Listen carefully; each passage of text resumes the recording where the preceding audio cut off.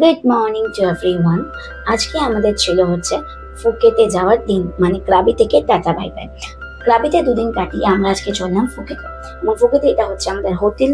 আমরা check in করে একটু ফ্রেশ হয়ে সেদিনকে আর কোথাও বেরোয়নি। ইভিনিং একটু পুলে ঝাপাঝাপি করে পরের দিন মর্নিংয়ে চলে গেলাম ক্রুজের ভ্রমণে। ক্রুজে করে আমরা গেছিলাম বেশ কিছু আইল্যান্ডে। তার মধ্যে মেন আইল্যান্ড যেটা ছিল আমার ভীষণ ইন্টারেস্টিং লেগেছিল, যেখানে কাহনা পেয়ারের শুটিং হয়েছিল।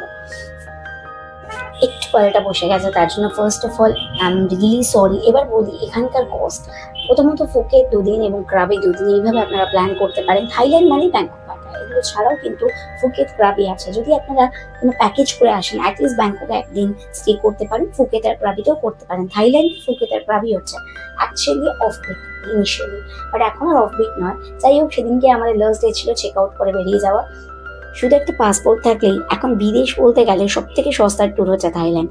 যে কোনো লোক যে কোনো টাইমেই যেতে পারে, একটুখানি কস্টলি অবশ্যই, বাট তবুও বলবো যে অনেক চিপে ঘোরা যায়। যদি বলতে পারি যারা আপনারা প্ল্যান করছেন তারা তাড়াতাড়ি প্ল্যান করে ঘুরে আসুন, ভীষণ সুন্দর জায়গা, আশা করি ভালো লাগবে।